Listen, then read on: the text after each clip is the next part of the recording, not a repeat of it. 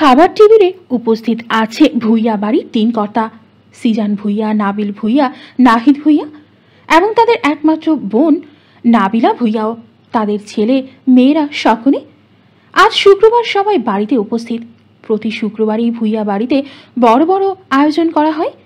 এই দিনে সবাই উপস্থিত থাকে। মিজান ভূঁইয়ারা ৩ ভাই ১ বোন। বোনও এই দিনে এই বাড়িতে আসে স্বামী সন্তান নিয়ে। শুধু শুক্রবারেই না, হুটহাট রাতের ৩টা বা ৪টা বাজে ওনাকে পরিবার নিয়ে ভূঁইয়া বাড়িতে হাজির হতে হয়। ওই যে ভাই ভাতিজারা পার্টির আয়োজন করে যে। খাওয়া দাওয়া শেষে উষা নিজের ঘরের দিকে যাওয়ার জন্য পা বাড়াতেই ওভেনের উপরে বড় আব্বুর চার্জে দেওয়া ফোনটা বেজে ওঠে। সিজান ভূঁইয়াও উষাকে বললেন, উষা, আমার ফোনটা দিয়ে যা তো মা। উষা ওর ডান দিকে গেল। ফোনটা নেওয়ার জন্য হাত বাড়াতেই চোখ গেল স্ক্রিনে ভেসে ওঠা নামটার দিকে। কতক্ষণ তাকিয়ে রইল সেদিকে। মনে কেমন চিনচিন ব্যথা অনুভব করল উষা। কি রে, ফোনটা নিয়ে আয়। সিজান ভাইয়ার ডাকে ধ্যান ভাঙল উষার। ততক্ষণে ফোনটাও কেটে গেছে। হাতে ফোন নিতে নিতে আবারও কল করল। তাড়াতাড়ি ফোনটা এনে বড় আব্বুর হাতে দিল উষা। ফোন দিয়েই চেয়ারের পেছনে দাঁড়িয়ে রইল উষা। পাশে থেকে উষার বাবা নাহিদ ভূঁইয়া জিজ্ঞাসা করেন, কিরে মা, কে ফোন দিল? সাগর ভাই। কথাটা বলেই মাথাটা নিচু করে নিল উষা। এই নামটা নিতে গেলেও তার অন্তর আর শরীর জুড়ে অন্যরকম এক যন্ত্রণা অনুভব হয়। শরীরটা কেমন অসাড় হয়ে আসে। সিজান ভূঁইয়া বললেন, তার রিসিভ করলেই পারতে। উষা মাথাটা নিচু করেই আছে। বড় আব্বুর কথার প্রতি উত্তর করল না। ফোনটা রিসিভ করে লাউড স্পিকারে দিলেন সিজান ভূঁইয়া। আসসালামু আলাইকুম, কেমন আছো আব্বু? বাড়ির সবাই ভালো আছে? আলহামদুলিল্লাহ, ভালো আছে আমরা। তুমি কেমন আছো? শরীর কেমন আছে তোমার? তোমার খালা খালু কেমন আছেন? আলহামদুলিল্লাহ, সকলেই ভালো আছি। হ্যাঁ, কিছু বলবে তুমি সাগর? হ্যাঁ বাবা, বলবো। তোমরা সবাই কি এখন একসাথে? মানে এখন তো খাওয়ার সময়। হ্যাঁ বাবা, সবাই আছে, সবাই খাবার খাচ্ছে, শুধু উষার খাওয়া শেষ। উষার কথা বলায় সাগর খুব বিরক্ত বোধ করল। সে কি তার কথা জানতে চেয়েছে? যত সব ফালতু। আব্বু, একটু স্পিকারটা অন করে দাও, সবাই যেন শুনতে পায়। আমি কিছু বলতে চাই। তুমি বলো, ফোন স্পিকারেই আছে। আব্বু, আমি সিদ্ধান্ত নিয়েছি এখানেই সেটেল হব। কথাটা শোনা মাত্র সকলের মুখটা অন্ধকার হয়ে গেল, বিশেষ করে নাহিদ ভূঁইয়া আর উষার। উষার মনে হচ্ছে কেউ খঞ্জর দিয়ে অবিরত তার বুকে আঘাত করছে। আমাদের ব্যবসাটা কে দেখবে সাগর? তুমি পরিবারের বড় ছেলে, তোমারই তো দায়িত্ব বেশি। তুমি দেশে না আসলে কিভাবে কি হবে? দেশে আসবো আব্বু, 1 বছরের সময় নিয়ে আসবো। উষাকে মুক্তি দিতে হবে তো। ওর 18 বছর পূর্ণ হলেই আসবো। আমি এখানেই নতুন করে নতুন কারোর সাথে জীবন শুরু করতে চাই। আর উষার নিজের লাইফটাকেও তো গোছাতে হবে। একটা অনিশ্চিত ভবিষ্যতের আশায় বসে থেকে তো লাভ নেই। আমি চাই সে ভালো থাকুক। হাজার হোক, সবকিছুর ঊর্ধ্বে সে আমার ছোট বোন। কথাটা শোনা মাত্র এখানে উপস্থিত প্রত্যেকের মাথায় আকাশ ভেঙে পড়ল। নাহিদ ভূঁইয়ার অন্তরটা ধক করে উঠল, কলিজাটা কেঁপে উঠল। নিজের চোখে নিজের মেয়ের এই করুণ পরিণতি সে দেখতে চায় না। মুখ ঘুরিয়ে তাকালেন এক কোণে দাঁড়িয়ে থাকা উষার পানে। উষার মনে হচ্ছে তার পায়ের নিচে মাটি সরে গেছে। মাথাটা চক্কর দিয়ে উঠল। পড়ে যাওয়ার আগেই একজন হাত বাড়িয়ে কোমর জড়িয়ে ধরল। উষা ডানে তাকিয়ে দেখল আরিফ ভাইয়া ধরে আছে ওকে। কোনো কথা না বলে মাথা এলিয়ে দিল আরিফের বুকে। আরিফও হাত বাড়িয়ে বোনকে ধরল। সিজান ভূঁইয়া একবার তাকালেন উষার দিকে। ভেতরে অপরাধবোধ কাজ করছে ফুলের মতো। সুন্দর আর পবিত্র মেয়েটা এখন বিনা অপরাধে কেমন শাস্তি ভোগ করছে। লিপি বেগম তেতে উঠলেন ছেলের কথায়। রেগে মেগে বললেন, সাগর, অনেক শুনেছি তোর কথা। গত 5 বছর ধরে তুই যা বলেছিস তাই শুনেছি আমরা। অনেক শুনেছি তোর কথা। বাড়াবাড়ি করবি না, এর ফল ভালো হবে না। বাড়াবাড়ির কি আছে আম্মু? তখন তো আমার অনুমতি নিয়ে কিছু করনি। আমিও তোমাদের অনুমতি নেব না এখন। পাশে থেকে সাগরের চাচি মারিয়া রহমান বললেন, দেখো সাগর, কেন এমন করছো? যা হবার তা তো হয়েই গেছে। বলো, আমাদের মেয়ের কি কোনো কমতি আছে? বদনাম হলে তো এ বাড়িরই হবে, এই বাড়িরই মেয়ে হবে। আর ওকে ডিভোর্স দেওয়ার একটা যুক্তিযুক্ত কারণ তো বলো। ডিভোর্স শব্দ এটা কর্ণকুহর হতেই বাবা মেয়ে দুজন দুজনার দিকে তাকায়। বাবার দৃষ্টিতে ছিল অপরাধবোধ আর মেয়ের দৃষ্টিতে ছিল অসহায়ত্ব। সাগরের চাচা নাবিল ভুইয়া বলেন, দেখো সাগর, এত ফাঁস চিন্তা না করে দেশে আসো, তারপর দেখা যাবে। সাগর কোনো প্রত্যুত্তর করল না, সময় দিচ্ছে যার যা বলার বলুক। নাবিলা ভুইয়া জিজ্ঞাসা করলেন, বাবা সাগর, তুই কি চাচ্ছিস ক্লিয়ার করে বলতো? আমি সংসার করব না ওর সাথে। আর বলতে পারল না, তার আগেই সিজান ভুইয়া টেবিলে পড়ে থাকা ফোনটা হাতে নিয়ে কল কেটে দিল। আলিফ উষার মাথায় হাত বুলিয়ে দিতে থাকে। দেখ বোন আমার, এসব নিয়ে ভাবিস না, ও কেমন সেটা আমরা সবাই জানি। একবার দেশে আসুক, তোকে একবার দেখলেই দেখবি মনে লাড্ডু ফুটে। আলিফের কথা শুনে সবার অন্ধকার মুখে হাসি ফুটে ওঠে। মনে মনে সবাই আওড়ায়, তাই যেন হয়। বাবা, আমি সত্যি কথা বলছি। ভাইয়া যদি বোনের সাথে এমন কিছু করে, বিশ্বাস করো আমি ওকে উচিত শিক্ষা তো দিবই, সাথে আমি সহ আমার বোনকে নিয়ে এই বাড়ি ছেড়ে চলে যাব। আমার বোনের জন্য ছেলের অভাব হবে না। রাফিদ সিজান ভুইয়ার দিকে তাকিয়ে বলল কথাটা। রাফিদ কথাটা ভুল বলেনি। সত্যি উষা অনেক বেশি সুন্দরী, তার মায়ের থেকেও 2 গুণ সুন্দর সে। উষার মা অনেক বেশি সুন্দরী ছিলেন। উষাকে যে একবার দেখবে, সে তাকে দেখার জন্য দ্বিতীয়বার ফিরে তাকাতেই বাধ্য। সিজান ভুইয়ার ছোট ভাই নাহিদ ভুইয়ার একমাত্র মেয়ে আরিহা ভুইয়া উষা। আর কোনো ছেলে মেয়ে নেই তার। সামিন ভুইয়া, রিফতিহাদ ভুইয়া সাগর এবং রাফাত ভুইয়া রাফিদ, এই 3 জন হলো মিজান ভুইয়ার ছেলে মেয়ে। নাবিল ভুইয়ার 2 ছেলে আরাফ ভুইয়া আর সাদাফ ভুইয়া। নাবিল ভুইয়ার 2 ছেলে 1 মেয়ে, ওয়ালিদ খান আরিফ আর ওয়াহিদ খান নেহাল এবং আরিশা বিনতে রুহি। উষা কারোর সাথে কথা না বলেই নিজের রুমে চলে আসে। রুমে আসার একটু পরেই উষার ফোনটা বেজে উঠল। বেড থেকে উঠে টেবিলের ওপর বইয়ের ভেতরে রাখা ফোনটা হাতে নেয়। সামিন আপু কল করেছে। অমাবস্যার মতো অন্ধকার মুখটায় হাসি ফুটে ওঠে। এখনই সকল বিষাদ দূর হয়ে যাবে। সামিনের মন ভোলানো কথায় মন খারাপ জানালা দিয়ে পালাবে। উষা ফোনটা রিসিভ করলো। আসসালামু আলাইকুম আপু, কেমন আছো? আমার বাবাটা কেমন আছে? আলহামদুলিল্লাহ ভালো আছি আমরা। তা আমার ভাইয়ের একমাত্র মিষ্টি উষা বউটা কেমন আছে? কি করছে এখন? খেয়েছিস? হ্যাঁ আপু, ভাইয়ের একমাত্র মিষ্টি উষা বউ ডাকটা এবার বাদ দিয়ে আগের মতো উশি বসি ডাকা শুরু করো তো। সামিন ভ্রুজোড়া কুচকে ফেলে মুহিবের হাতে থাকা ফোনটার দিকে তাকায়। মুহিব উষার কথা শুনে ছেলের মুখ থেকে চোখ সরিয়ে তাকায় প্রথমে বামে বসে থাকা বউয়ের দিকে। সামিন আর মুহিবের চোখাচোখি হয়। তার ভাই বিয়েটা না মানলেও উষা কখনো এমন কথা বলে না, আজই প্রথম, তাই দুজনেই অবাক। সামিন চিন্তিত ভঙ্গিতে শোধায়, কি রে, কি হয়েছে? হঠাৎ এমন কথা বলছিস কেন? বলবো না, তোমার ভাই তো ডিভোর্স দিবে আমাকে। একটু আগেই জানালো দেশে আসবে, 1 বছরের জন্য আমায় মুক্তি দিবে। কথাটা বলতে বলতে 2 ফোঁটা জল গড়িয়ে পড়ে উষার চোখ থেকে। গলাটাও ধরে যায়। কাপা কাপা গলায় কোনো মতে বলে কথাটা। মুহিব ক্ষিপ্ত চোখে তাকায় সামিনের পানে। সামিনের উত্তরের আশায় আছে সে। সামিন রাগী এবং তেজি কণ্ঠে বলে, উষা, একটা কথা মাথায় ঢুকিয়ে রাখ, এই পৃথিবীতে তুই আমার ভাইয়ের বউ। আল্লাহ না চাইলে এই বিয়ে কখনোই ভাঙবে না, ভাঙতেও দেব না আমরা। তুই নাকে তেল দিয়ে ঘুমা, বদমাইশের কথা কানে নিবি না, আর কোনো ছাগলের জন্য চোখের পানিও ফেলবি না, এই আমি বলে দিলাম তোকে। উষা, তোমার জন্য সাগরের থেকেও কিউট একটা জামাই নিয়ে আসবো, এত ভেবো না তুমি। এসব কলার বেহারির জন্য কান্নাকাটি করো না তো। তুমি তো আমাদের প্রিন্সেস, তুমি এসব কলার বেহারি ডিজার্ভ করো না।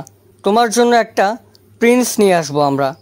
উষা খুব ভালো করেই জানে ভাইয়া তাকে হাসানোর জন্য এসব বলছে। হ্যাঁ হ্যাঁ ভাইয়া, আমিও তাই বলি। তুমি আছো না, তোমার মধ্যে হ্যান্ডসাম হাঙ্ক থাকতে এসব কলার বেহারি বা অন্য কোনো ছেলের জন্য বসে থাকবো কেন আমি, বলো? হা হা হা, শালিকা রেডি থেকো, আমি বর্ষে এসে নিয়ে যাব। তোমার মতো বিয়েইরা আর এক বাচ্চার বাপের কাছে কি আমার বোন বিয়ে দিব? ঝগড়া বাদ দাও দুজন, দেশে কবে ফিরবে? কতদিন হলো বাচ্চাটাকে দেখি না। আর হ্যাঁ, আমার জন্য কিন্তু তেল, ক্রিম, শ্যাম্পু এইসব আনতে ভুলো না, বলে দিলাম। অলরেডি কিনে ফেলেছি, তোকে হোয়াটসঅ্যাপে ছবি পাঠিয়েছি, দেখিস তো সব ঠিক আছে কিনা। আরও টুকটাক কথা বলে সামিন কল কেটে দেয়। মুহিব হলো সামিনের হাজবেন্ড। দুজনে তাদের একমাত্র ছেলে মাহিদকে নিয়ে ইন্ডিয়া গেছে ভ্যাকেশন কাটাতে। সামিন উষার ভরসার একমাত্র জায়গা। অবশ্য ভুইয়া বাড়িতে মেয়ে বলতে শুধু সামিন আর উষা। সামিন সবার বড়। সামিনের বিয়ে হয়ে যাওয়ায় বাড়িতে রাজত্ব চলে উষার। একমাত্র মেয়ে বলে বাবা, চাচা, ভাই সবাই চোখে হারে। আদরের কোনো কমতি নেই তার। উষা আর সামিনের বিয়ে হয়েছে একই দিনেই। সামিনের ছোট ভাই সাগরের সাথে বিয়ে হয় উষার। সেই বিয়েতে উষা সহ বাড়ির সবাই রাজি থাকলেও রাজি ছিল না সাগর। উষা নিজের বিয়ের কথা ভেবে আনমনে হেসে ফেলল, ডুব দিল অতীতের সেই দিনগুলোতে। বাড়িতে তখন সবার মধ্যে খুশির আমেজ। ভুইয়া বাড়ির বড় মেয়ের বিয়ে বলে কথা। 1 সপ্তাহ আগে থেকেই শুরু হয়েছিল সাজানো গোছানো। উষা তখন ক্লাস 7-এ পড়ে আর সাগর অনার্স ফার্স্ট ইয়ারে। উষা ছোট থেকেই সবাইকে বলতো বড় হয়ে আমি আরিফ ভাইয়াকে বিয়ে করব। আরিফকে সবসময় জামাই বলেই ডাকতো। আরিফ নিজেও বউ ডাকতো উষাকে। এখনো ওরা জামাই বউ বলেই ডাকে। পরে যখন আস্তে আস্তে সাগর বড় হতে থাকে তখন থেকে উষা সাগরকেও নিজের জামাই বলে ডাকা শুরু করে। সে সময় বলতো আরিফ আর সাগর তার জামাই। তবে ছোট থেকেই তার মনে সাগরকে নিয়ে জেলাসি কাজ করত। কোনো মেয়েকে সাগরের আশেপাশে দেখতে পারত না। উষা ছোট থেকেই দুষ্টুমি করলেও আরিফকে নিয়ে তার কখনো এমন মনোভাব হয়নি যেমনটা সাগরের বেলায় হয়। সবসময় বলতো সাগর ভাইয়ার বউ হব, কালো শাড়ি পরে বিয়ে করব। কালো রংটা ছোট থেকেই তার খুব পছন্দের। ক্লাস 6-এ ওঠার পর থেকেই সে বলা শুরু করে সাগরকে সে ভালোবাসে, যেটা সাগর একদমই পছন্দ করত না। উষার পাগলামি বাড়তে থাকায় সামিনের বিয়ে যেদিন ঠিক হলো সেদিন সবার আড়ালে সাগর উষাকে বলে, মা যেমন মেয়ে তো তেমন চরিত্রের হবে। নাক টিপলে দুধ বের হবে। সে ভালোবাসাবাসি নিয়ে কথা বলে।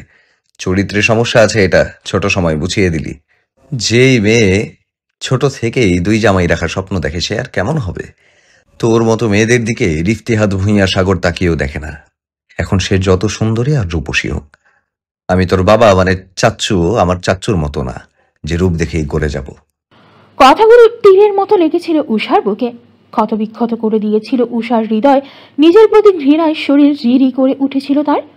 নির্বাক থেকে শুধু শুনেছিল তার সাগর ভাইয়ার কথা। এভাবে অপমান করতে পারলো সাগর ভাই? এভাবে অপমানে লজ্জায় প্রখর আত্মসম্মানবোধ তাকে ধিক্কার দিচ্ছিল বারবার। এমন মানসিকতার একজনকে নিয়ে সে স্বপ্ন দেখেছিল। ছোট মনটা ভেঙে চুরমার হয়ে গিয়েছিল তার।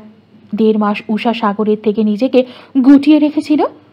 খাবার টেবিলে কখনোই উষা সবার সাথে বসে খায় না। সে কার্টুন দেখে দেখে খায়, যে কারণে বড় আম্মু আর চাচি আম্মার সাথেই বসে খাওয়া হয়। শুধু স্পেশাল আয়োজনে একসাথে খায়, যে কারণে সাগরের মুখোমুখিও হতে হয়নি। সাগর নিজের ভুল বোঝার পরে বেশ কয়েকবার চেষ্টা করে কথা বলতে, সরি বলতে। সাগর উষার রুমেও এসেছিল কথা বলতে, কিন্তু সে দরজাই খোলেনি। সাগর বুঝেছিল উষাকে এভাবে বলা ঠিক হয়নি। বাচ্চা মেয়ে ভুল করেছে। নিজের মধ্যে অনুশোচনা আর অপরাধ বোধ কাজ করছিল। সে নিজেই বা কি করত? বাচ্চা মেয়ে তার সীমায় থাকবে, দুষ্টুমি করবে, যাই করবে লিমিটে থেকে। কিন্তু সেদিন উষা কি করলো? একেবারে সাগরের গালেই চুমু দিয়ে দিল, তাও আবার বলল, আমি দেখেছি চাচি আম্মাকে চাচুকে চুমু দিতে, জামাইকে চুমু দেয়া যায়, আপনিও তো আমার জামাই। বলেই দাঁত কেলিয়ে হেসেছিল সে। মাকে নিয়ে এভাবে কেউ কথা বললে কেউই সহ্য করতে পারবে না। যেমনই হোক মা তো মাই। উষাও পারেনি। সাগর কয়েকবার দরজায় দাঁড়িয়ে সরিও বলেছিল, কিন্তু উষার থেকে কোনো উত্তর পায়নি। কয়েকদিন লাগাতার চেষ্টা করে চুপ হয়ে যায় নিজেও। সামিনের বিয়ের 8-9 দিন আগে একবার উষা স্কুল থেকে কাঁদতে কাঁদতে বাসায় পৌঁছেছিল। কারোর কথার কোনো উত্তর দেয়নি সেদিন। রুমের দরজা দিয়ে শুধু কেঁদেই গিয়েছে। সব ভাইয়েরা এবং সাগর নিজেও, চাচা চাচি, উষার বাবা, সামিন সবাই সেদিন ব্যাকুল হয়ে বারবার জিজ্ঞাসা করেছিল কি হয়েছে, সে উত্তর দেয়নি। রাতে যখন বড় আব্বু জোর করে রুমে গিয়ে কথা বলে তখন জানতে পারে আসল কাহিনী। স্কুলে 10ম শ্রেণীর এক ছেলে পছন্দ করে উষাকে। কয়েকবারই প্রস্তাব দিয়েছিল প্রেমের। উষা রাজি হয়নি কখনো, আর ছেলেটাও তাদের এলাকার হওয়ায় সে উষার সবকিছুই জানে। তাই তো সেদিন ভরা মাঠে সবার সামনে বলেছিল, তোমার মতো সুন্দরী মেয়েদেরকে ছেলেরা শুধু এক রাতের জন্য বিছানার পার্টনার বানাবে। কোনো ছেলে সংসার করবে না, শুধু মজা নেবে। সুন্দরী মেয়েরা ছেলেদের ফ্যান্টাসি হয়, বুঝলে? আর তোমারও তোমার মায়ের মতো একজন দিয়ে হবে না। সিজান ভুইয়া নির্বাক হয়ে শুধু শুনেছেন উষার কথা। যে কথাগুলো বলার সময়ে সেন্সে ছিল না উষা। কি বলছে, কার কাছে বলছে, কিছুই মাথায় কাজ করেনি। কাজ করবে কিভাবে? তার এতটুকু বোঝার বয়স হয়নি যে এসব এভাবে বাবা চাচাদের কাছে শেয়ার করা যায় না। সিজান ভুঁইয়া আর কিছু না বলে রুম থেকে বের হয়ে যায়। দরজার কাছে এসে নিজের ছেলেকে দাঁড়িয়ে থাকতে দেখে মনে মনে খুশি হলেন। সাগর চোয়াল শক্ত করে দাঁড়িয়ে আছে। সিজান ভুঁইয়া বুঝলেন ছেলে রেগে আছে। তুমি এখন যাও, মেয়েটাকে একা ছেড়ে দাও, কাঁদলে মন হালকা হবে। প্রত্যুত্তরে সাগর শুধু বলে হুম। সিজান ভুঁইয়া চলে গেলে সাগর নিঃশব্দেই রুমে ঢুকে। উষাকে এলোমেলো চুলে বিছানায় পড়ে থাকতে দেখে খারাপ লাগে। সে তো এর থেকেও কঠিন কথা বলেছিল, তখনও নিশ্চয়ই এভাবেই কেঁদেছিল মেয়েটা। বড্ড খারাপ লাগলো তার। এসবে তো মেয়েটার কোনো দোষ নেই। সে তো সত্যিই ভদ্র একটা মেয়ে, সাথে ভয়ঙ্কর সুন্দরীও। সাগর নিঃশব্দে উষার পাশে বসে, মাথায় হাত বুলিয়ে বলে, উষা, আমাকে মাফ করে দে। সেদিন আমি যা বলেছি সেসবের জন্য খুবই লজ্জিত। আমি রাগে মেজাজ হারিয়ে ফেলেছিলাম, ভুল বুঝিস না প্লিজ। তুই সেদিন ওইরকম না করলে আমি কখনোই এসব বলতাম না তোকে।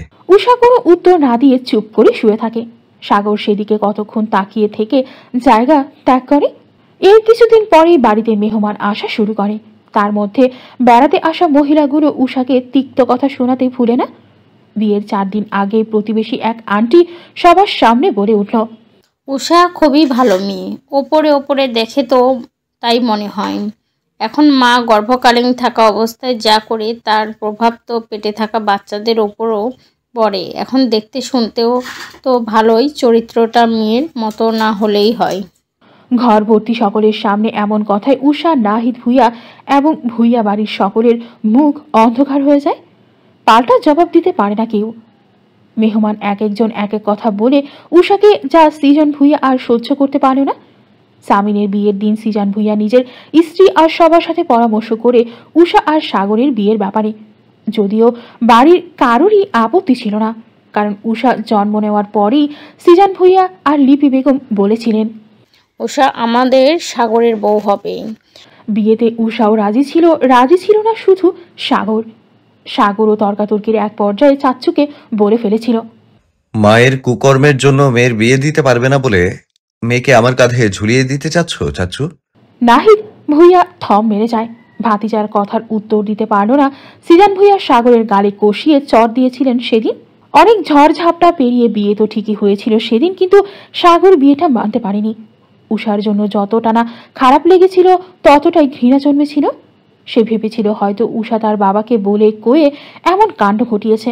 সাগর নিজেও জানতো তাদের বাড়ির সবাই চায় উষা সাগরের বউ হোক, কিন্তু তার চাচির কারণে নিজের চাচ্চুর এমন করুণ পরিণতি দেখে উষার প্রতিও ক্ষোভ জেগেছিল তার। বিয়ের এসব ঝামেলা আর উষাকে সহ্য করতে না পেরে খালামণির কথায় লন্ডন পাড়ি দিয়েছিল সাগর। সেখানে খালামণির কাছে থেকেই লেখাপড়া চালিয়ে যায় সে। অবশ্য কিছুদিন থাকার পরে সে আলাদা একটা অ্যাপার্টমেন্ট নিয়ে নেয় বন্ধুদের সাথে।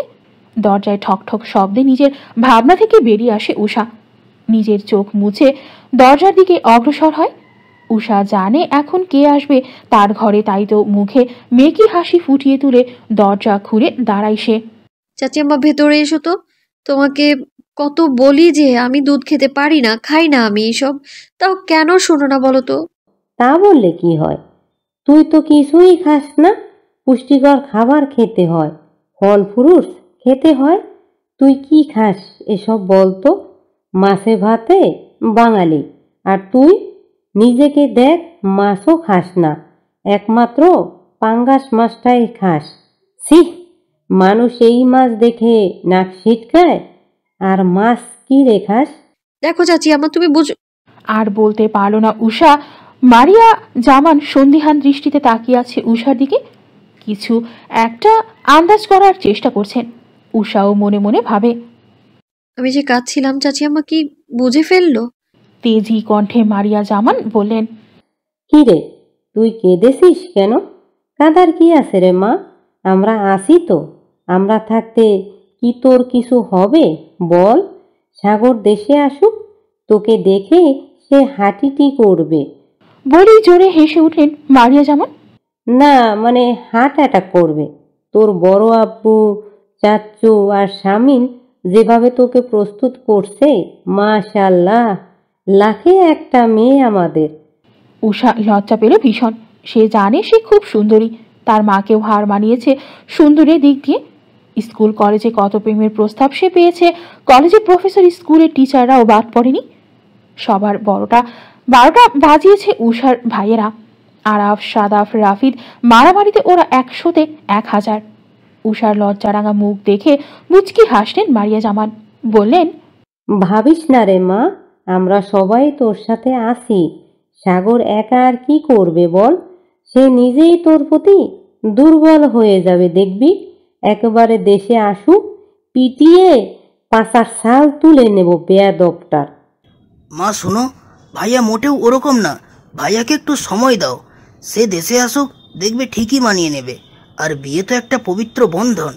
মহান আল্লাহ আমাদেরকে দুনিয়ায় পাঠিয়েছে জোড়ায় জোড়ায়। আল্লাহ মানবকুলের সৃষ্টিরও 50 বছর পূর্বে জীবনসঙ্গী নির্ধারণ করে দিয়েছেন। যদিও অনেক আলিঙ্গন বলেন বিয়ের ভাগ্য পরিবর্তন করা যায় দোয়ার মাধ্যমে, একমাত্র দোয়াই ভাগ্য পরিবর্তন করতে পারে, তাই চাইতে থাকতে হয়। আল্লাহর পরিকল্পনা মতোই ওদের বিয়ে হয়েছে। দুজন দুজনার জন্য কল্যাণকর হলে আল্লাহ ঠিকই মনে ভালোবাসা বাড়িয়ে দিবেন, শুধু ধৈর্য ধরতে হবে। আরাফ কথাটা বলে উষার মাথায় হাত রাখে। ভয় পাবি না, মাথায় রাখবি আল্লাহ উত্তম পরিকল্পনাকারী, এবং বেশি বেশি দোয়া করে আল্লাহর দরবারে চাইতে থাক। আল্লাহ তার বান্দাকে নিরাশ করেন না। 2 হাত তুলে বলবি যেন আল্লাহ তোর স্বামীকে হেদায়েত দান করেন। মারিয়া জামান 2 চোখে ভরে দেখে এই দৃশ্য। নিজের একটা মেয়ে নেই, উষাকে মেয়ের চোখে দেখে। যদিও একসময় রাগে জেদে মুখ ফিরিয়ে নিয়েছিল, কিন্তু এখন সব ঠিক। ছোট থেকেই আরাফ সবসময় বলতো, মা, হাসপাতাল থেকে আমাকে একটা বোন এনে দাও না। বড় ভাই আর বোন আছে, আমার কেন নেই? হাসপাতাল থেকে বাচ্চা তো এনেছিল, কিন্তু সেটা ছেলে। সাদাফ যখন পেটে আসে তখন আরাফ 3 বছরের। কি খুশি ছিল আরাফ তার একটা বোন আসবে, কিন্তু হয়েছে ছেলে। সাদাফকে দেখে কি যে কান্না করেছিল আরাফ, বাবার কোল থেকেই নামেনি। বাবাকেও যেতে দেয়নি বাবুর কাছে। যখন উষা হলো, বাড়ির সবার চেয়ে এবং নাহিদ ভুইয়া আর ফাতেহার থেকে মনে হয়েছিল আরাফই বেশি খুশি। সারাদিন ছোট্ট উষার কাছেই থাকতো। রাতেও নাহিদ ভুইয়া আর ফাতেহার মাঝখানে ঘুমাতো। নাহিদ ভুইয়ার পাশে আরাফ আর ফাতেহার পাশে উষা। উষার জন্ম হয়েছিল ভোরে ফজরের আজানের সময়, যে কারণে আরাফ নিজেই নাম রেখেছিল উষা, আর মিজান ভুইয়া রেখেছিলেন আরিহা। আরিহা ভুইয়া উষা। সাদাফের সাথে আরাফের যেমন সাপে নেউলের সম্পর্ক, উষার সাথে বৃষ্টি। উষার সব ধরনের অন্যায় অপরাধ আরাফের কাছে তুচ্ছ। সে শুধু জানে নিজের মায়ের পরে সব থেকে ভালো সে উষাকেই বাসে। নিজের সর্বস্ব দিয়ে আগলে রাখে উষাকে। ভাইজান, আমার কিন্তু একটা জিনিস লাগবে, দিবে তো? কি লাগবে বল? উষারে, আমি যাই, শরীরটা খারাপ লাগছে, ঘুম দরকার। দুধটা গরম গরম খেয়ে নে, আমি ঘুমোতে গেলাম। তোমার কি প্রেশার বেড়েছে আম্মু? ওষুধ খাও ঠিক মতো। আর এত রাত জাগার কি আছে, গিয়ে ঘুমাও তো, যাও। উষার রোজকার রুটিন ঘুমাতে যাওয়ার আগে সাগরের ছবি দেখে ঘুমানো। আজকেও বিছানায় গা এলিয়ে দিয়েই ফেসবুকে ঢুকলো। সাগর উষার ফ্রেন্ড লিস্টে নেই। ফেসবুক আইডি খোলার সাথে সাথে সাগর ভাইকে ফ্রেন্ড রিকোয়েস্ট পাঠিয়েছিল, কিন্তু সাগর অ্যাকসেপ্ট করেনি। 1.5 মাস পরে উষার রিকোয়েস্ট ক্যান্সেল করে দেয়। মন কি বোঝে না। সে প্রতিদিনই সাগরের আইডি স্ক্রল করে। আইডি লক না থাকায় সে সবই দেখতে পারে। এই যে এখন যেমন সাগরের 3 দিন আগে আপলোড দেওয়া ছবিটা দেখছে। এখন তো লন্ডনে আবহাওয়া পরিবর্তন হয়েছে। ছবিটা মেবি আগের তোলা, যেটা গত 3 দিনে না হলেও লক্ষবার দেখা হয়ে গেছে। গ্যালারিতে আলাদা অ্যালবামই আছে সাগরের নামে, যেটাতে 2445টি ছবি আছে। এখন আমি যে ছবিটা দেখছি সেটাতে সাগর ভাই একটা হোয়াইট কালারের বেঞ্চিতে বসা, পরনে ব্ল্যাক জিন্স আর নেভি ব্লু কালারের একটা শার্ট, যেটার হাতা কোনি পর্যন্ত গোটানো। শার্টের উপরের 2টা বাটন খোলা। শুভ্র শরীরে নেভি ব্লু রংটা পাগল করার সৌন্দর্য। পায়ে হোয়াইট স্নিকার্স, হাতে ব্র্যান্ডেড ঘড়ি, চোখে কালো সানগ্লাস, ঠোঁটে মুচকি হাসি। ঠোঁটের নিচে বাম দিকে হালকা নীল রঙের একটা মাঝারি সাইজের তিল, সেটা খুব কাছে থেকে দেখা যায়। চাপদাড়ি জোরে সেটাও দেখা যাচ্ছে না। আমার দুর্বলতা এই তিলটা। চুলগুলো হয়তো জেল দিয়ে সেট করা। 2 হাত বেঞ্চির 2 দিকে ছড়ানো, এক পা আরেক পায়ের উপর ওঠানো। সাগর ভাই ফিটনেস সচেতন, ছোট থেকে বডি নিয়ে অনেক কনসার্ন সে। যেসব কারণে আব্বু, বড় আব্বু, চাচু, সামিন আপু, আলিফ ভাইয়া, রাফিদ ভাইয়া আমাকেও জিম করায়। এমন কোনো কাজ নেই যেটা আমাকে ওরা শিখায়নি, যেন আমি নিজেকে সাগর ভাইয়ের অযোগ্য মনে করি, বা সাগর ভাই যেন এমন কিছু কখনো বলতে না পারে। ছবিটাতে পরপর কয়েকটা চুমু খেয়ে নিলাম আমি। শান্তি, এখন শান্তিতে ঘুমানো যায়। সাগর, তুই আজকে মিস্টার ক্রিয়ানকে কি বলবি? এখানেই তো সেটেল হবি, আজকেই তো জানাতে হবে ওনাকে। I am confused Ghalib. কি করব আমি? কালকে দুপুরে আমি ফোন দিয়েছিলাম, সবাই ছিল সেখানে, উষাও ছিল। আমি আমার সিদ্ধান্ত জানিয়েছি ওদেরকে। আমি বলেছি উষার 18 বছর হলে আমি 1 বছরের জন্য দেশে যাব, উষাকে ডিভোর্স দিয়ে এখানে এসে সেটেল হব। সবার একই কথায়, একবার দেশে আয়, উষার সাথে কথা বল, সময় নেই। রাতে কল দিলাম, মা কথা বলেনি, বাবার সাথে কথা হয়েছে। কি বললো আঙ্কেল? তবে সবাই ঠিকই বলেছে, তুই আগে গিয়ে পরিস্থিতি দেখ।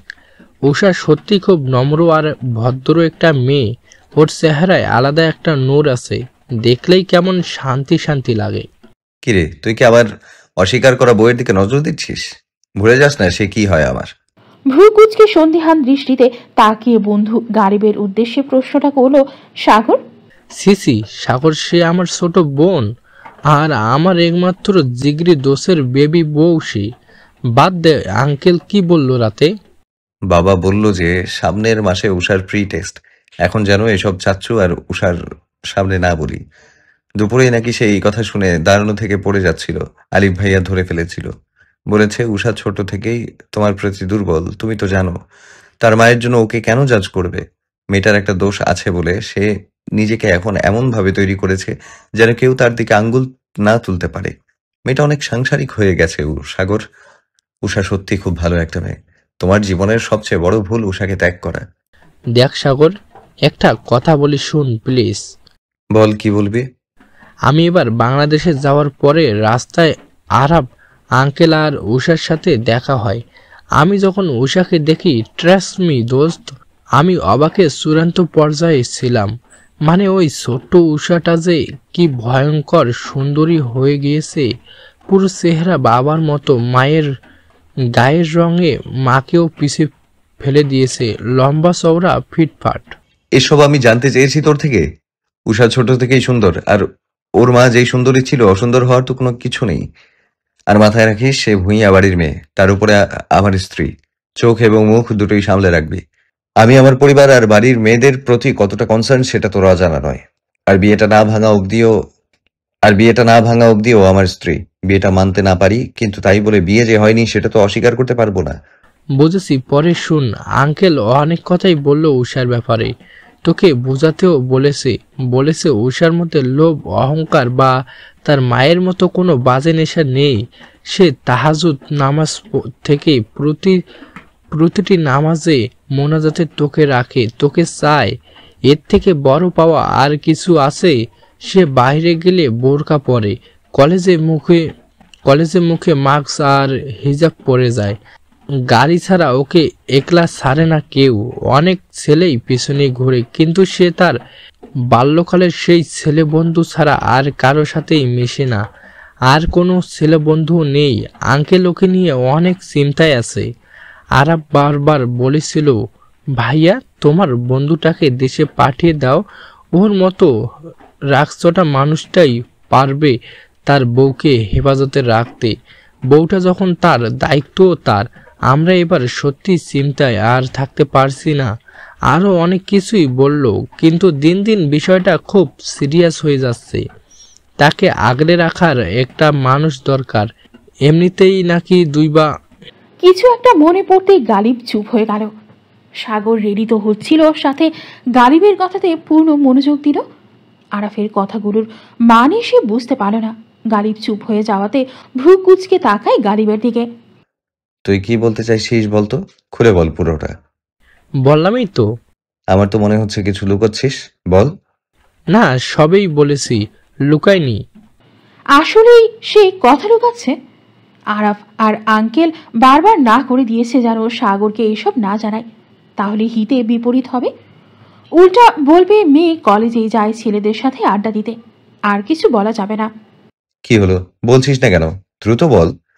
সাগর একটু বিচলিত হলো। কি সাগর কি উষাকে নিয়ে চিন্তা করছে? এমন ভাবনা মনে আসতেই গালিবের মনটা আনন্দে নেচে উঠল। মনে মনে ভাবল এভাবেই ভালোবাসা হবে, সামনে থেকে যখন দেখবে শালা টাসকি খেয়ে যাবে তা আমি খুব জানি, তার আগে শালাকে একটু বাজিয়ে দেখা যায়। মনে মনে এসব ভেবে গালিব উত্তর দিল, ওসব কিছু না, এই উষার একটা দুর্ঘটনা আর কি। সাগর গম্ভীর এবং রাগী কণ্ঠে বলল, দেখ, তোর মন যা ভাবছে তা একদমই না। উষা আমার কাজিন হয়, ভুলে যাস না। আমার পরিবারের ব্যাপারে সব জানার এবং ওদের রক্ষা করার সব রাইট আমার আছে। সো ফার্স্ট বলে ফেল দেখি। তো এত রাইট তোর এই 5 বছরে তো দেখলাম না একদিনও উষার সাথে কথা বলতে। মেয়েটা কেমন আছে, কিভাবে দিন কাটাচ্ছে, এসব খবর নিয়েছিস কখনো? এখন এসব জেনে কি করবি? উষা মরে গেলেই বা কি? সাবধানে কথা বলবি গালিব। সাগর উত্তেজিত এবং একটু ধমক দিয়েই বলে কথাটা। দাঁতে দাঁত চেপে গালিবের কাছে গিয়ে দাঁড়ায় সাগর। তোকে বলেছি বলতে বলবি। উষাকে একটা ছেলে 2 বার অ্যাসিড দেওয়ার চেষ্টা করেছে, লাস্ট বার রেপ করার চেষ্টা করেছে। রেপের বিষয়টা একটু বানোয়াট। গালিব সাগরকে বাজিয়ে দেখতেই কথাটা বলল। কথাটা কর্ণকুহর হতেই সে অবাক দৃষ্টিতে তাকায় গালিবের দিকে। এদিকে গালিব সাগরের মনোভাব বুঝতে পারছে না, সাগর রেগে আছে নাকি কষ্ট পেল নাকি চিন্তিত সেটা সে ধরতে পারল না। চুপ করে গেলি কেন? আমার মুখের দিকে কি দেখছিস? পরে বল কি হয়েছে, পুরো কাহিনী বল।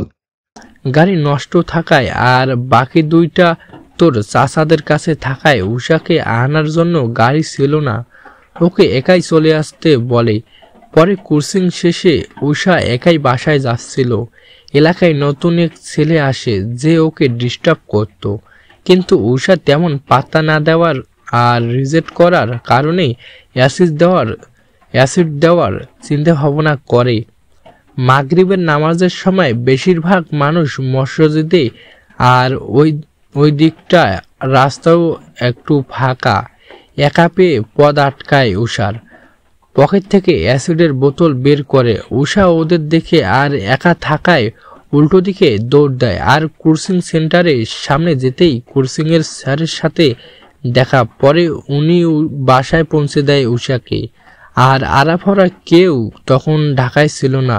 পরে অবশ্য আঙ্কেল অনেক চেষ্টা করেছিল জেলে নেওয়ার, প্রমাণ না থাকার কারণে পারেনি। সাগর অবাক হয়ে যায়। এই তার রক্ষণশীল পরিবারের অবস্থা। একটা মেয়েকে রক্ষা করতে পারছে না, সে তো শুধু ভুইয়া বাড়ির মেয়ে না, সে তো রিফতিহাদ ভুইয়া সাগরের বউ। ভেতরে ভেতরে ক্রোধে ফেটে যাচ্ছে সাগরের, কিন্তু তার 1 ইঞ্চিও গালিবকে বুঝতে দিল না। বাট সাগর জানে সে না বললেও গালিব বুঝে যাবে। এই গালিব আর নেহালি তার পরিবারের পরে জীবনে পাওয়া সেরা উপহার। সাগরের থেকে 17 দিনের ছোট নেহাল, একে তো ফুফাতো ভাই, তার উপরে বেস্ট ফ্রেন্ড। সাগর মনে আঘাত পেয়েছে। এরকম একটা ঘটনা তাকে কেউ জানায়নি, নেহালও না। ইচ্ছে করছে ছুটে চলে যাই দেশে, শরীরের সব রাগ ঝেড়ে আসি। পরে আবার কবে এসিড আর রেপ করার চেষ্টা করেছে? অনেক বেশি রাগান্বিত আর চিন্তিত হয়েই সাগর কথাটা বলে।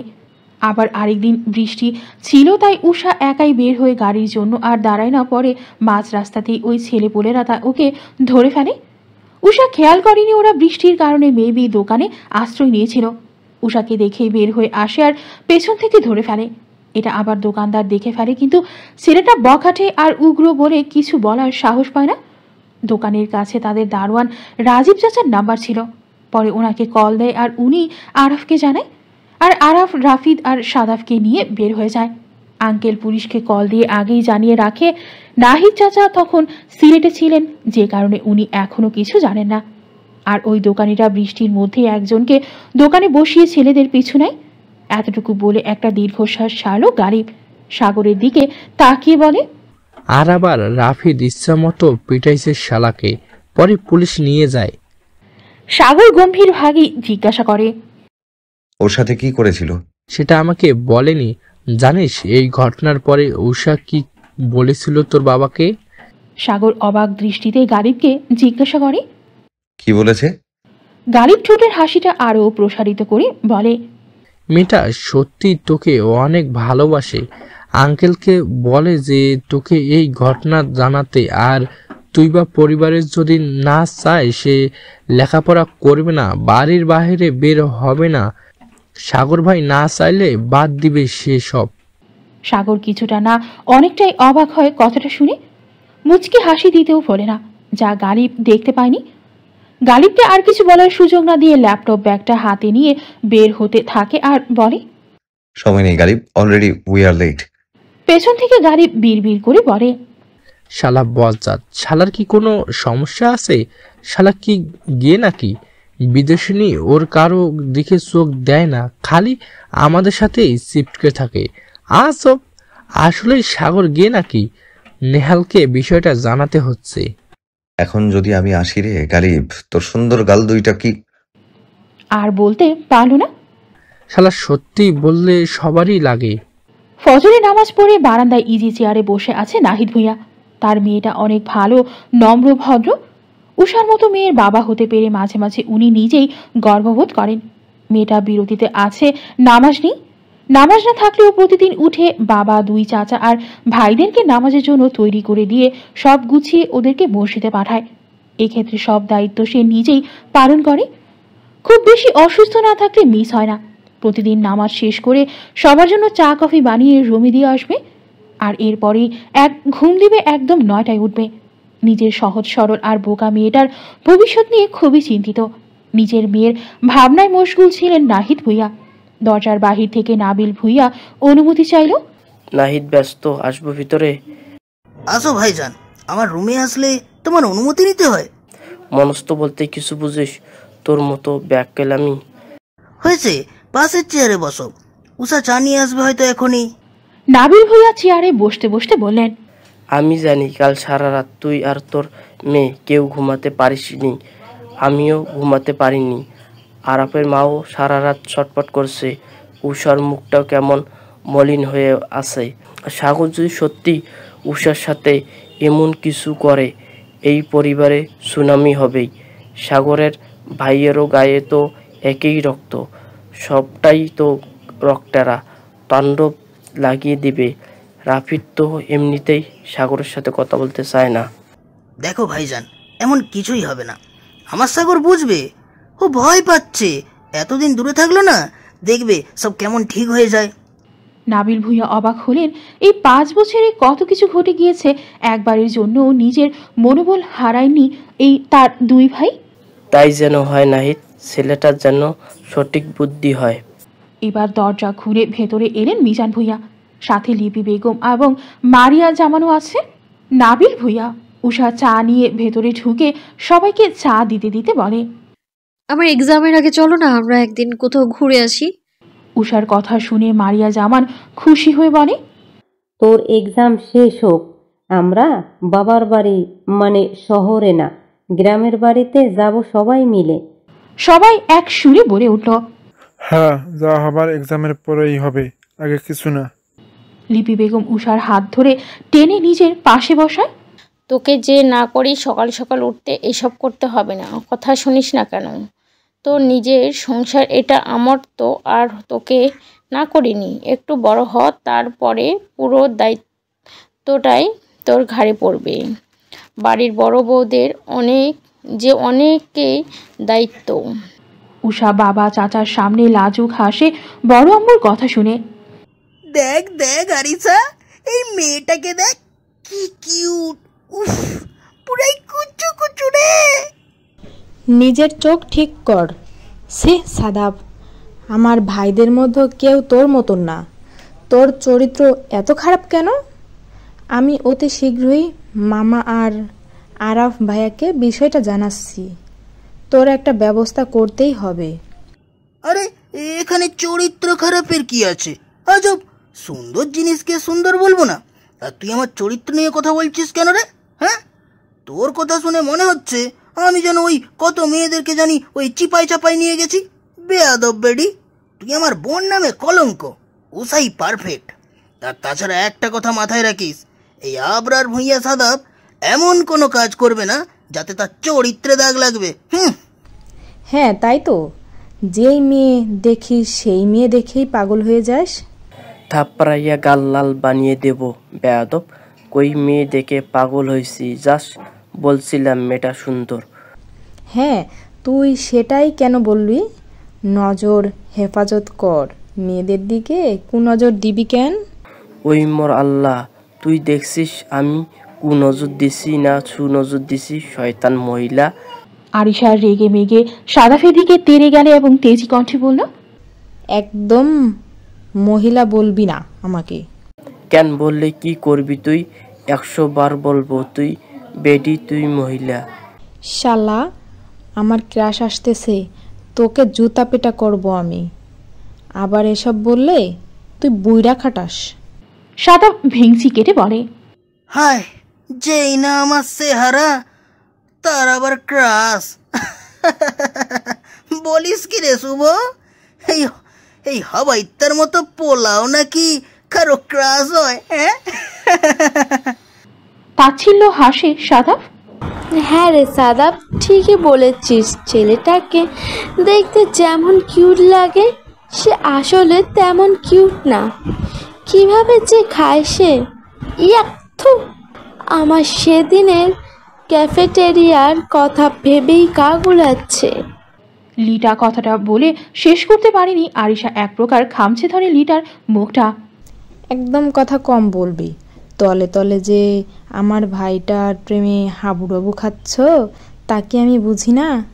শুভ খুবই চিন্তার সহিত প্রশ্ন করে, এই পেতনিটা তোর কোন ভাইয়ের দিকে নজর দিয়েছে রে অরু? কে আর? আমাদের প্লে বয় সাদাফ। এক পর্যায়ে সাদাফ আর কিছু না বলে চুপচাপ জায়গা ত্যাগ করে। একবার পেছনে তাকায়ও না। বন্ধুত্বে সে এসব একদম মানতে পারে না। আর শুভর সামনে এই ব্যাপারে সে খুবই ইনসিকিউর ফিল করবে। তার উপরে শুভ সেই কবে থেকে ভালোবাসে লিটাকে। নিজের বেস্ট ফ্রেন্ডের সাথে আর যাই হোক সে বেইমানি করতে পারবে না। অনেক বুঝিয়েছে লিটাকে। তার থেকে বড় কথা সাদাফ এখন এসব প্রেম প্রীতি নিয়ে ভাববেও না। জাস্ট আরিশাকে রাগাতেই মেয়ে দেখলেই লাফ দিয়ে ওঠে। আরিশাও বেশ বোঝে এসব শুধু ঝগড়া করার বাহানা।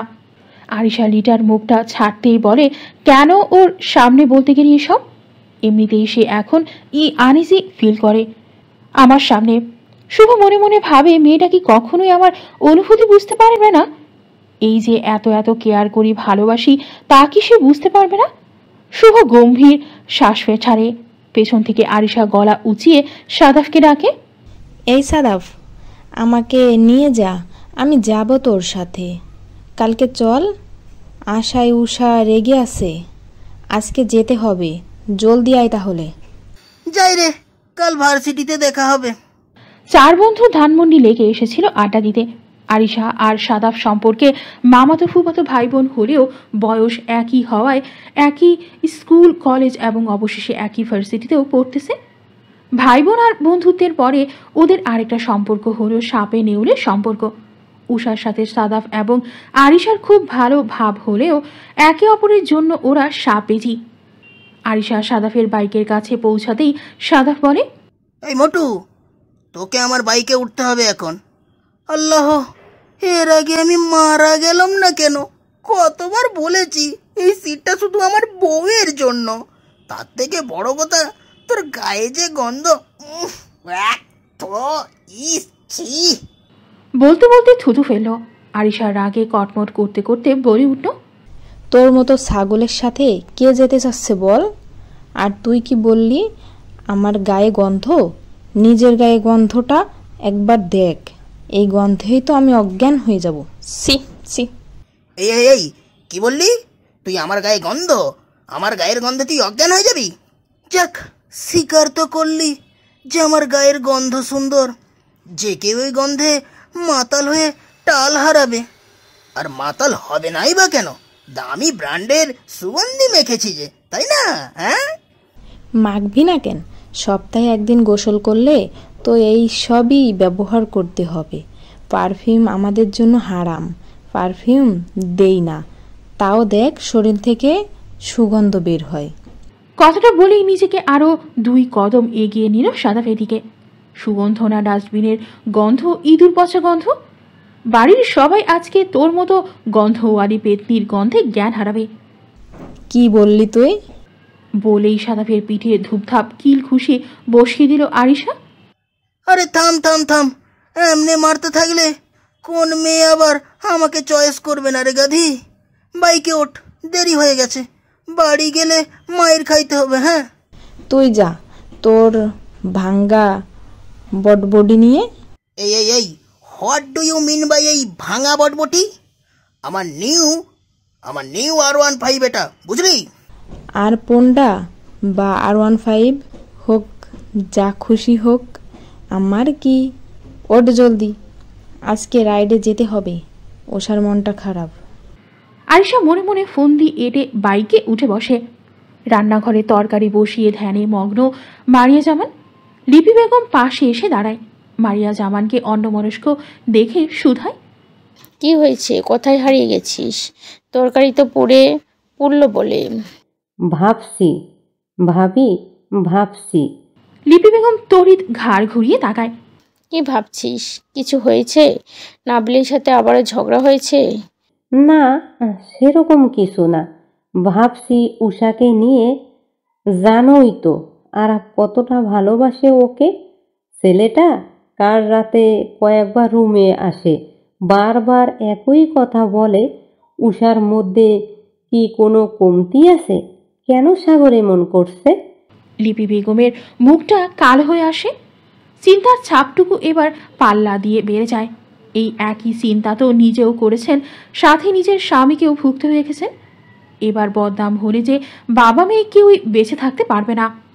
সেটা তো আমিও ভাবি রে মারিয়া। এবার যদি গায়ে ডিভোর্সের ট্যাগ লাগে, মেয়েটা তো পুরোই পুড়বে।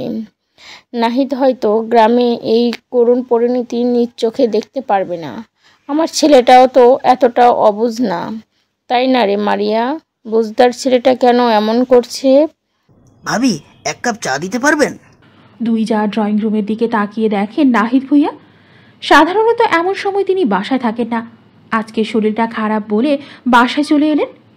আপনার কি শরীর খারাপ দাদা? লিপি বেগম বললেন। আচ্ছা নাহিদ, বসো, আমি কফি নিয়ে আসছি। হ্যাঁ ভাবি, রাতে ঘুম হয়নি। আর বড় ভাবি, আপনি চাটা রুমেই পাঠিয়ে দিন, রুমেই ফ্রেশ হয়ে রেস্ট নেই। বিকেলের রক্তিম আকাশ ভীষণ আদুরে লাগে। শেষ মুহূর্তে সূর্য তার রক্তিম আভা ছড়িয়ে দেয় চারিপাশে। চারিদিকে সন্ধ্যা নামার প্রস্তুতি চলছে। নভেম্বর মাস শুরু হলো 5 দিন। ঢাকা শহরে এখনো শীত পড়েনি। ব্যস্ত শহরটাতে গ্রামের মতো এত বেশি শীত পড়ে না। শীত উপভোগ করতে হলে যেতে হবে গ্রামে। কুয়াশাচ্ছন্ন চারিদিক দেখতেই মনে কেমন শান্তি শান্তি অনুভব হয়। 3 তলা বিশিষ্ট ভুইয়া বাড়ির ছাদের এক কোণায় ছাউনির নিচে সিমেন্ট দিয়ে চেয়ারের মতো করে বসার জায়গা করা, আর মধ্যে গোল করে টেবিলের শেপ দেওয়া। এখানে চাপাচাপি করে বসলে 15 থেকে 20 জন বসা যাবে, এতটা জায়গা নিয়ে করা হয়েছে। গোলাকৃতির টেবিলে মাথা রেখে উষা চেয়ে আছে অদূর আকাশের পানে। আকাশের মেঘ আর চাঁদ উষার দুর্বলতা আর শক্তি, ভালো লাগা, ভালোবাসা। পূর্ণিমা রাতে চাঁদ দেখেই সারা রাত কাটিয়ে দিতে পারে। মাঝে মাঝে নিজের কাছেই অবাক লাগে, একটা মানুষ কি করে এত জ্যোৎস্নাপ্রেমী হতে পারে? কি করে আকাশ আর আকাশে থাকা চাঁদ এত প্রিয় হয় মানুষের? এত দেখে তবুও কেন এই সৌন্দর্য উপভোগ করার নেশা কমে না? একই জিনিস বারবার দেখতে কেন কখনো মন বিরক্ত হয় না? ভাবে উষা, আবার মুহূর্তেই হেসে ফেলে। ওই অদূরে চাঁদটা আর আকাশ তো তার ভীষণ প্রিয়। তার দুঃখের সময়ের সঙ্গে এই জমিনে বসে আকাশের দিকে তাকিয়ে একটা দীর্ঘশ্বাস বা মুচকি হাসি দিলেও সেটা আমার মহান রব লক্ষ্য করেন। এত বান্দা থাকতে আমার রব আমার উদাসীনতা দেখেন। আকাশের দিকে তাকিয়ে মুচকি হাসিটাও সওয়াব। চারিদিকে সন্ধ্যা নামার আয়োজন। উষাও মন দিয়ে দেখছে এই আয়োজন আর উপভোগ করছে। হঠাৎই শুনতে পেল কয়েক জোড়া পায়ের শব্দ, কিন্তু মাথা তুলল না। উষা খুব ভালো করেই জানে কারা আসছে। রাফিদ এসে বসলো উষার পাশে। উষা এবার মাথা তুলল আর সাথে সাথেই রাফিদ তার মাথাটা উষার কাঁধে রাখলো। চোখ বন্ধ করে নিল, যেন পরম শান্তির স্থান এটা।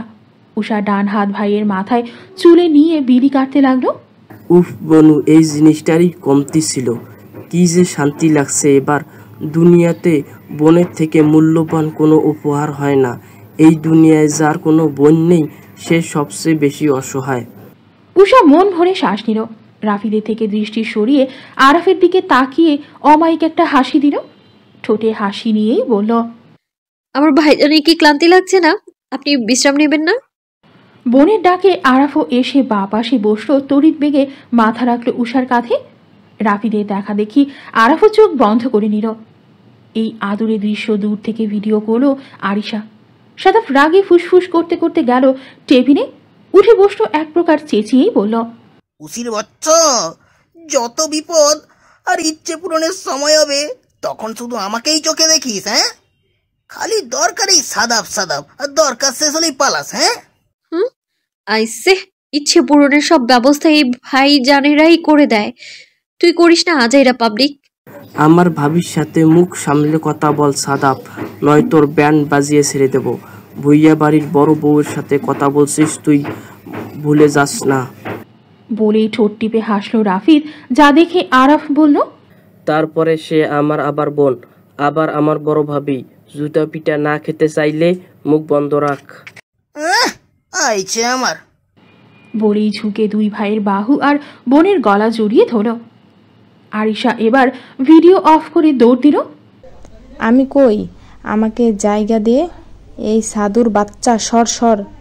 উফ, এই মোটু, তুই একদম আসবি না, তোর শরীরে যে ইঁদুরের মতো পচা গন্ধ। সাদাফ রে, অতি শীঘ্রই আমি তোকে দুনিয়া থেকে আউট করব বলে দিলাম। বাকি চারজন উচ্চস্বরে হেসে উঠল। সাদাফ উষার দিকে তাকিয়ে বলল, বনু, তাহলে আজকে রাতে হয়ে যাক। হ্যাঁ হ্যাঁ, অবশ্যই, কেন না। কখন বেরোবি? একদম না, এখন দিনকাল ভালো না সাদাফ, দেশের পরিস্থিতিও ভালো না। এত রাতে মেয়েদের নিয়ে বেরোবি না, তাও আবার বাইকে করে। আমি একদম সঙ্গ দিব না। আরাফ ভাইয়ার কি মতামত? আমি না করতাম, তার আগে তুই বলে দিলি।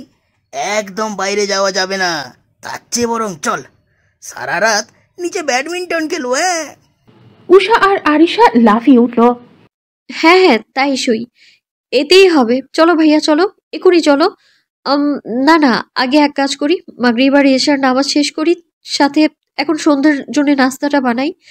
নাস্তা খেতে খেতে টার্কি ড্রামার একটা এপিসোড শেষ করে ফেলবো, পরে নামাজ শেষে খেলতে নামবো। কি বলো আহিয়াপু, কেমন হবে ভাইজান? এটাই পারফেক্ট। সাদাব, দেখ কি কি লাগে ওদের। আর রাফিদ, তুই আমার সাথে চল।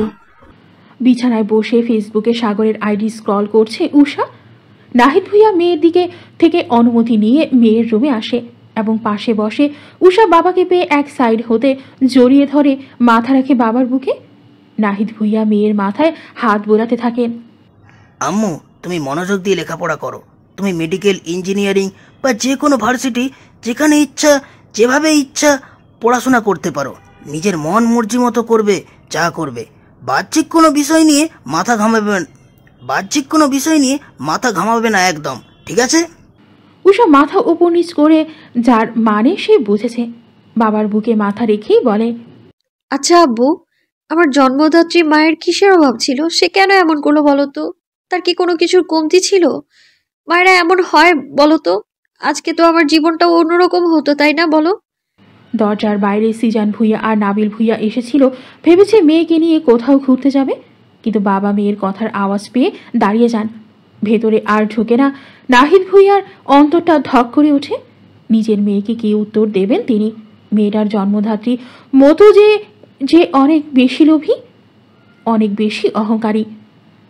কি বলবে উনি? এতটাই লোভী যে নিজের পেটের সন্তানটাকেও মেরে ফেলতে চেয়েছিলেন। বুক চিরে আসা দীর্ঘশ্বাস ফেলে নাহিদ ভুইয়া বলেন, বেঈমান আর লোভীদের কখনো তৃপ্তি মেটে না মা। ওদেরকে তুমি যত দিবে ততই ওদের কাছে কম মনে হবে। এসব নিয়ে ভেবো না তো আম্মু। তোমার এই বাবা বেঁচে থাকতে তোমার সাথে খারাপ কিছুই হবে না। আর বড় আব্বুকে বিশ্বাস করো তো, আস্থা রাখো ওনার ওপরে। ওনার সিদ্ধান্ত কখনো ভুল হয় না। আমি ওনার অবাধ্য ছিলাম, তাই এমন। দরজার বাইরে সিজান ভুইয়া দীর্ঘশ্বাস ছাড়েন। মনে মনে অন্যরকম প্রশান্তি অনুভব করেন। মাম্মা, তুমি তবে আসবে? আমার জন্য চকলেট আনবে না? উত্থা আনতে আমাতে আনতে চকলেট দিয়ে নাই। এই তো বাবা, খুব শীঘ্রই আসবো।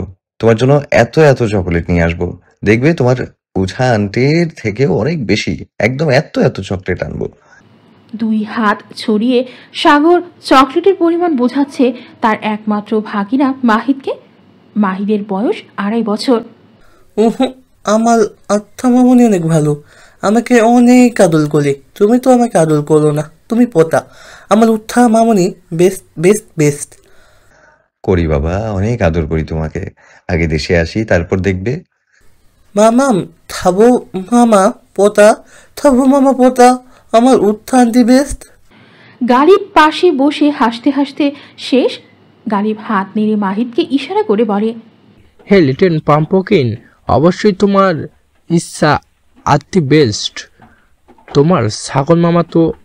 এতটুকু বলেই পাশে বসে থাকা সাগরের দিকে এক পল তাকায় গালিব। সাগর রাগী চোখে তাকিয়ে আছে দেখে বলে, না না, মানে তোমার ছাগল মামা তো পসা, খুব পসা, তাই না জুনিয়র? হ্যাঁ হ্যাঁ, তুমিও বলো মামা। বলে মাহিদ ফোনটা রেখে বিছানা থেকে নেমে পড়ে, চলে যায় খেলা করতে। সামিন ব্যাগ গোছাচ্ছিল, কালকেই তাদের ফ্লাইট, বাংলাদেশে ফিরতে হবে। যদিও কেউ জানে না, সাগর গালিবের উদ্দেশ্যে বলে, দেখলি জুনিয়রের মাথাটাও শেষ করে দিল। বেশ করেছে, ঠিকই বলেছে ও। সাগর, তুই কি এবছর দেশে আসবি? বছর তো শেষের পথে। হ্যাঁ আপু, দেখি আগামী বছর হয়তো আসতে পারি। সাবধানে যেও, সতর্ক থেকো মাহিদকে নিয়ে। আগে কি আমাদের বাড়িতে যাবে? দেখি যেতেও পারি, উষার জিনিসপত্র দিতে হবে। সাগরের রাগ হলো প্রচুর। সবাই তার সামনে ইচ্ছে করেই উষা উষা করে, সে সব বুঝে কেন এমন করে। সাগর সবেমাত্র বাসায় এসে ফ্রেশ হলো, এর মধ্যেই নেহালের কল। কেমন আছিস? ফুপি ফুপা কেমন আছে? আলহামদুলিল্লাহ ভালো, তোদের কি খবর সেটা বল। গালিব কই? আছি আলহামদুলিল্লাহ। গর্ধবটা এখানে।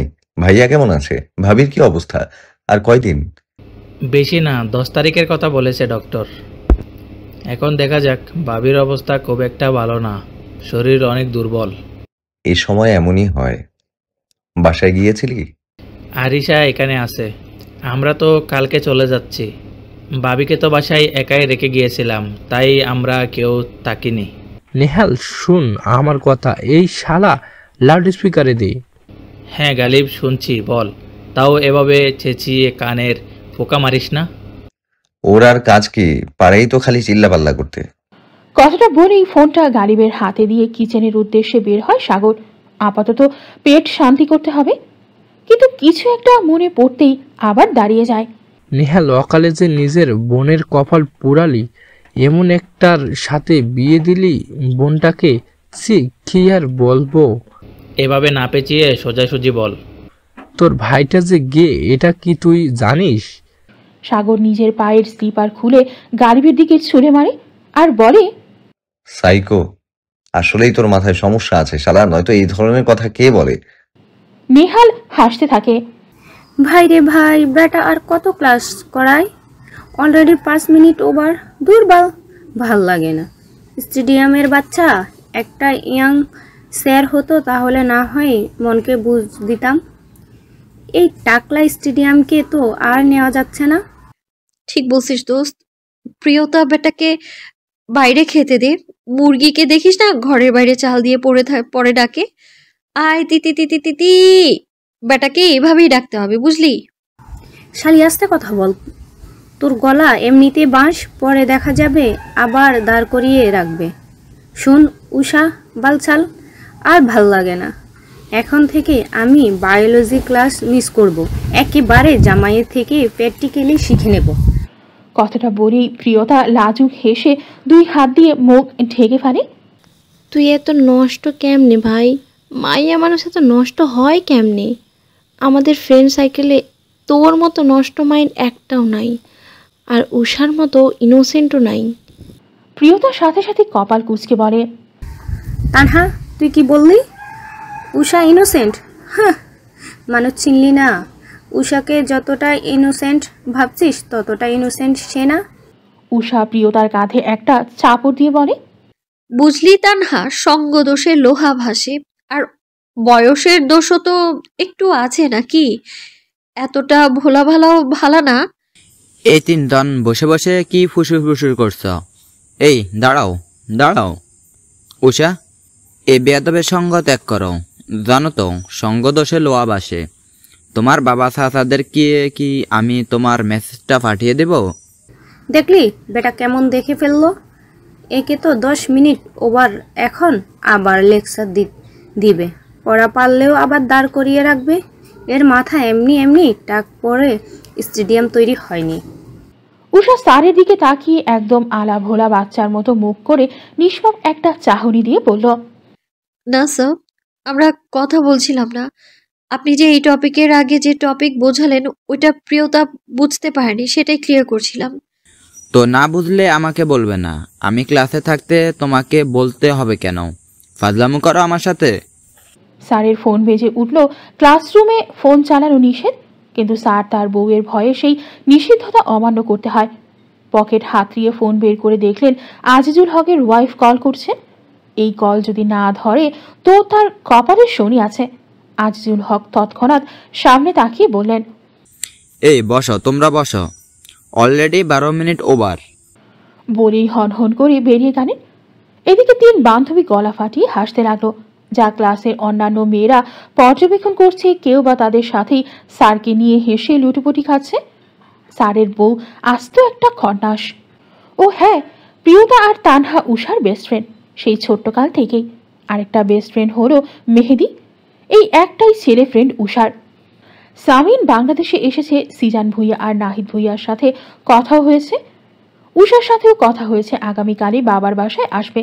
এদিকে মাহির উষা মামুনি যাব বলে পাগল হয়ে যাচ্ছে, তাই কোনো মতে রাতটা পার করবে জামাইয়ের বাসায়। এসব নিয়েই আলোচনা হয়েছিল রাতে খাবার টেবিলে। কাল রাত 3টা পর্যন্ত ভাই বোন মিলে ব্যাডমিন্টন খেলেছে। আজকে অবশ্য আরিশা নেই মামার বাসায়। আজ রাতে সাদাফ আর উষা বের হবে বাইক নিয়ে। উষা বাইক চালাতে ভালোবাসে। রাদিফ আর আরাফ শিখিয়েছিল বাইক চালানো। আরাফকে জ্বালিয়ে মেরেছে একটা বাইক কিনে দিতে। তাদের 4 ভাইয়েরই বাইক চালানো হয়, তাই উষাও তাদের সাথে পাল্লা দিয়ে বাইক কিনে। পুরো একদিন না খেয়েছিল যেন বাপ চাচা বাইক কিনে দিতে রাজি হয়। আর দিনের বেলায় বাইক চালাতে পারে না বলে চুপি চুপি রাতের বেলা বের হয় বাইক রাইডে। রাত 1টা সাদাফ আর উষা বাইক নিয়ে বের হয়েছে, তাও লুকিয়ে। দারোয়ান চাচাকে কত হাঙ্কিস পাঙ্কিস যে বুঝিয়ে বের হয় তারা।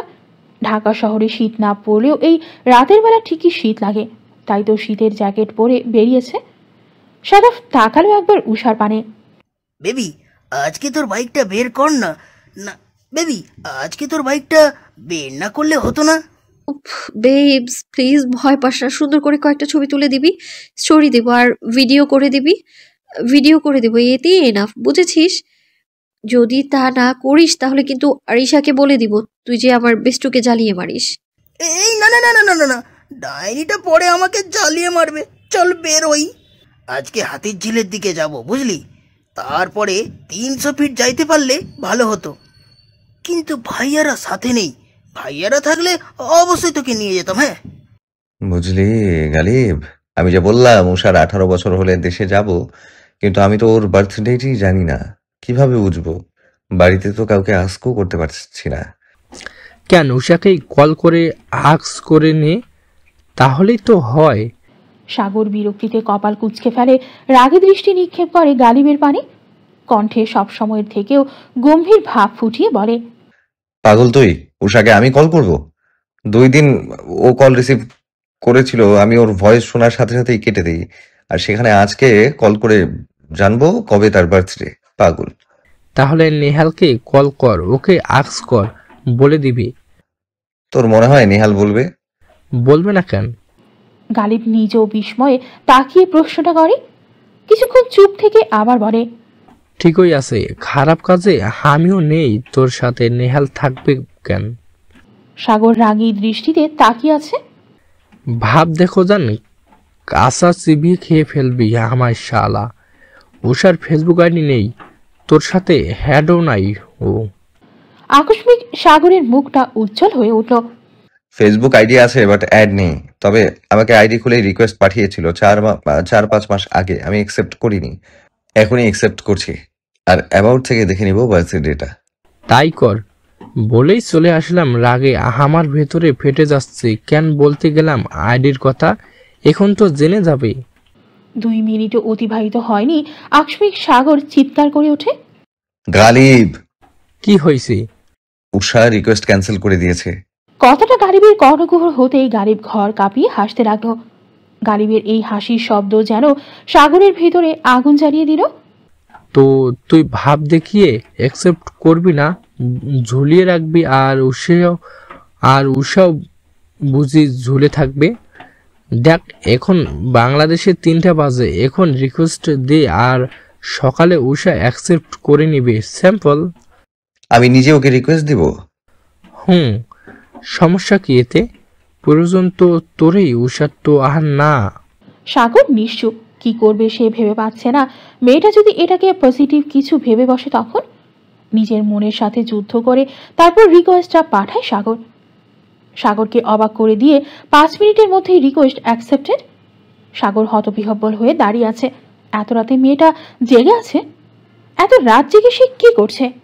উষার রিকোয়েস্ট অ্যাকসেপ্ট করছে শুনে গালিব সাগরকে হাত ধরে এনে সোফাতে বসায়, অতঃপর নিজেও বসে পড়ে সাগরের পাশে। মেসেজ দে ওকে যে এত রাতে অনলাইনে কি করছে। যা খুশি তা করুক, আমি কেন জিজ্ঞাসা করবো? আজব। তোর বউ না মানিস বোন, তো আক্স কর, তার আগে টাইমিনালে যা। উষার টাইমলাইন নিয়ে সাগর হতভম্ব হয়ে যায়। কতগুলো হাইলাইট, বাপরে! তার উপরে স্টোরিও শেয়ার করা। স্ক্রল করতে থাকে। টাইমলাইনের প্রথমেই যে শেয়ার পোস্ট সামনে আসে সেখানে উষা ক্যাপশনে লিখেছে, হোয়ার ইজ মাই 59